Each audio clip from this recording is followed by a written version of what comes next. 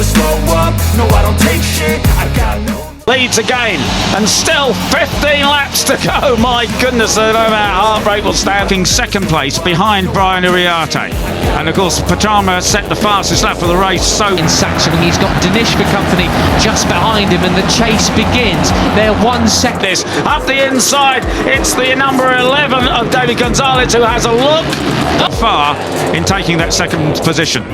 This is pretty fascinating, Pete. I mean, we're not seeing anything like this in Renggut off David Gonzalez at the line. We're going to come across the intermediate points. Here's what happened. He cuts up the inside, he goes wide. He's got a lot of corner speed, too much. He's cut with a trio breaking away at the start of the race for quite some time, I would say. Second intermediate now near enough, or on the exit of this corner. We'll see whether that gappy. Back with the lead. It's Brian Uriarte who has the advantage over Capuchin in the white helmet. I'm surprised to see Pugliese Morelli not further up, to be honest with you, but I've got to give a shout out to Carla Tom's coming down or not. But the leading quintet, if they want to just have a race of their own... Gonzalez is in third place. And you've got Morelli in there as well, Peter. Where did he come from? He's leading the chasers from the leading duo now. The number 50, well, it's in their best interest just to absolutely pin it, because they've got Capuchin and Dinesh hot on there. How'd you do that, Marco? Yeah. Wow, you've woken up, haven't you? That's right. Of course, he didn't come. He was pit lane. The case in fourth place now. Yeah, he did a 1:49.5, half a second. Tails. And if you saw the orange tape come off, got pulled off one of the bikes there in another start yesterday, but that was a penalty.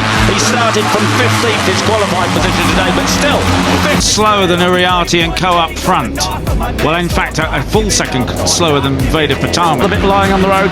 That is the tape that they have on the radiator at the start of the race as the temperature rises. The 4th to 5th kind of thing. Right, so it is Uriarte on the 51. So they've got to find some pace as Carter and the rest of that second place group if they're going to have any. The riders can pull the tape off and give them full cooling. There is Beñat Fernandez then. He was the fastest. Capuchin in the white helmet, 17 around the outside. Gonzalez inside in third. Chance of catching this trio with 11 laps to go. There's time in it, but they're not doing the pace at the moment. Rider on track last time around, 0.2 of a second quicker than your leader. Good place. Christian Daniel Jr., the number 70, up into 8th place. So, as we look down the order, David Gonzalez, another new Christian Daniel, so he could well be a threat later in the race, but what's for certain is these front, well, just off the back of the leading group then, so a lot of the riders who maybe had a little bit left name as well, he's battling up further than he qualified. He qualified 5 riders are just absolutely drilling it. They're not interested in a big pack race. They're in the tank come after the end of free practice and qualifying. Look a lot better here today as we see Morelli well positioned. He's only a couple of spaces ahead of that, but he's still in that that chasing. They want to have one of their own. Yeah, that's right. And Brian Uriarte and Veda Pratama are now moved up into third. Yeah. I mean, Morelli's a guy who you always think could pack, I should say, as Beñat Fernandez has recovered. Number 7 now in 7th place as well. Well able to drag this group away from the rest of the field, but that isn't happening at the moment. It's 3 abreast on the break. Win any weekend, but it just doesn't come together for him. Maybe this is his day. Morelli's becoming a bit of and it certainly wasn't a flash in the pan. A one lap speed from Ramersdorfer as he's in 5th place. Oh, and Christian Daniel, the last on the brakes there, just lets them off a little bit later than everybody else. Enigma, isn't he? On his day, he is quicker than absolutely everybody in this field by a little bit of a margin still. So a bit of a recovery from that early lap, getting bullied out the way, I suppose. She's going to go across track limits, though, on the exit of that, which is the risk you run as they come now down, to be honest. Well, that's right. We saw that at Aston last year. Exactly. But, you know, one weekend doesn't make a championship, does it? And Veda had a nasty moment there. I think the front sort of tucked. He'd almost lost it. He's recovered okay, but he's lost ground. Out towards 2A and 2B. Veda wants to go up the inside there again, but Christian Daniel just so late on the brakes, isn't it? No, but what is there's no doubt in his talent, but he's got to keep that consistency. Can he do it today, Mr. No Plan? It messed up his corner speed and his drive out of the corner, so he's obviously pushing the limit there because he... Goodness me, and that is a bit of an example there. He slightly rushed the corner, but I don't think he sacrificed his drive. Right, down the water fall again. It is Renggut that leads. Karpushin in second base. Got himself into a bit of a trouble in that tight left-hander.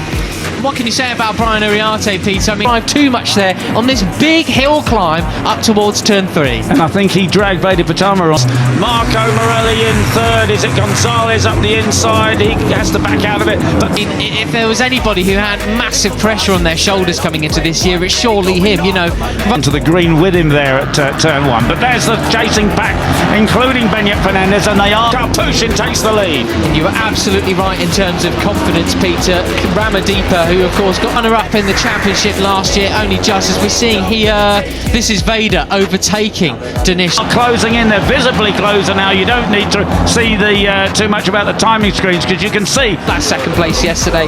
Up there in the leading group in the dry today. He's carried through one of the fastest sections on the circuit. That really took a... They are closing in. And this is the danger. You know, Uriarte, Pratama, they do not want a big... He knows he can do it now.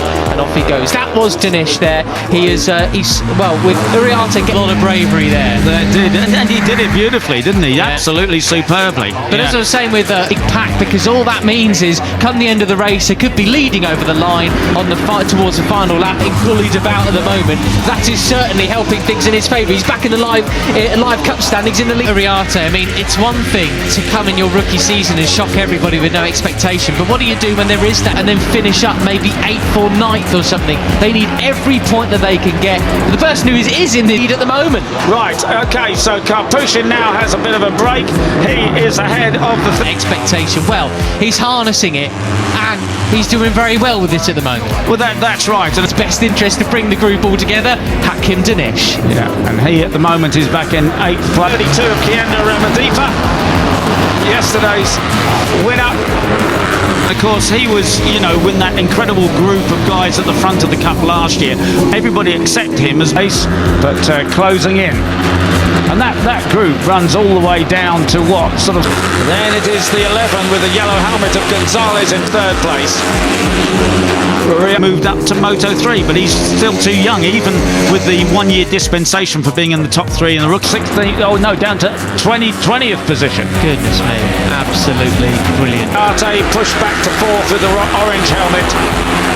Got a look at that there for Ramadipa in second. His Cup. He's not old enough to ride in Moto 3, otherwise he'd be in the GPs now. So there is... And there we go, the first of the track limits warnings coming in for Guillaume Plonk already. You don't want that place where he finished yesterday. He's got Karpushin ahead of him. This is a cracking race. Karpushin from pole. That expectation that he really should be a notch above